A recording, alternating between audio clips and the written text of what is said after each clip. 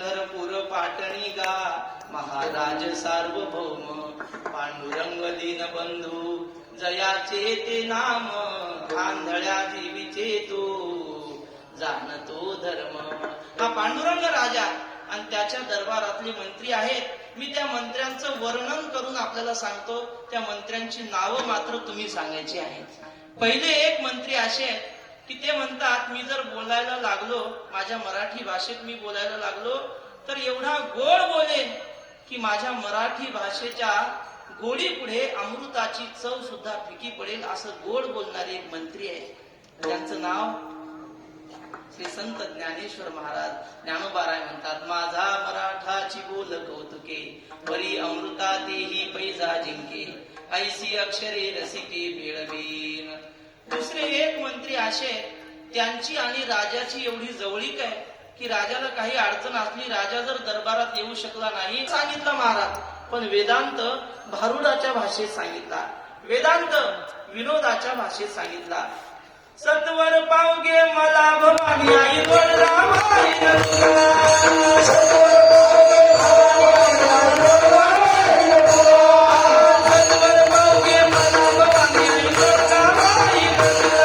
सत्वर पावगे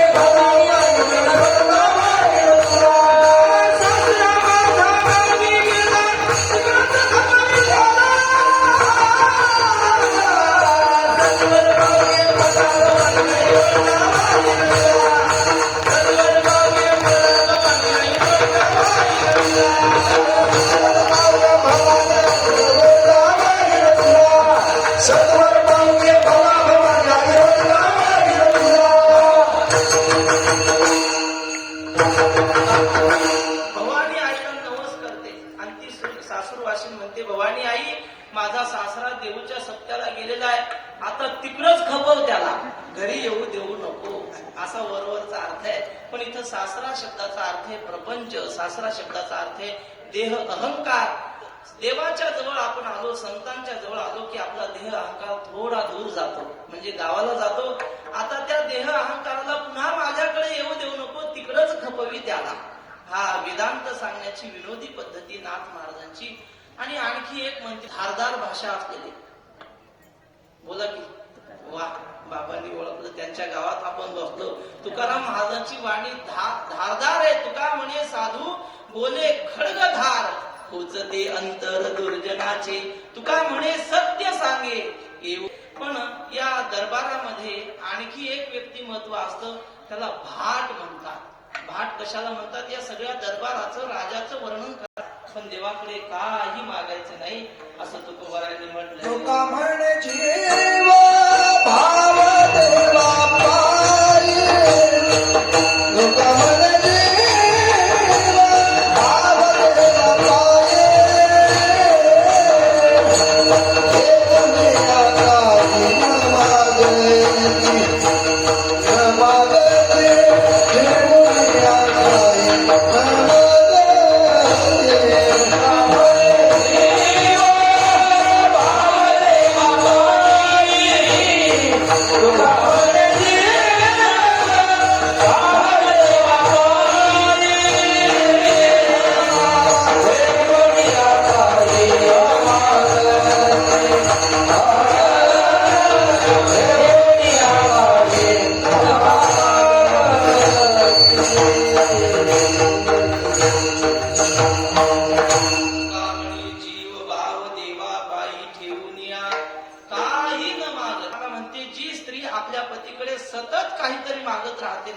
तिचं जीवन निंद्य आहे, तिच्या जगण्यात अर्थ नाही, तिने जगू नये असं सीता माता म्हणते.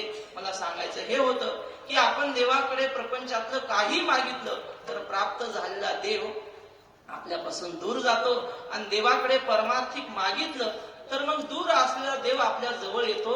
म्हणून निळोबारायांना देवानी आग्रह केला की निळोबाराय तुम्ही फार सेवा केली आमची, तुम्ही माझ्या बाराय म्हणता. देवा एक प्रार्थना अशी आहे की त्यांचा समागम, त्यांची संगती मला घडू दे.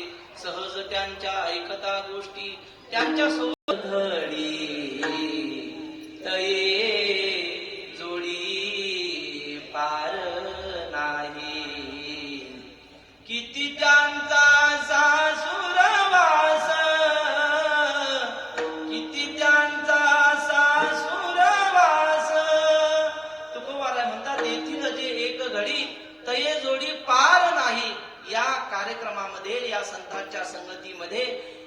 क्षणाची बरोबरी संसारातल्या जीवनभरातल्या सुखाला इथल्या एका क्षणाची बरोबरी येऊ शकत नाही.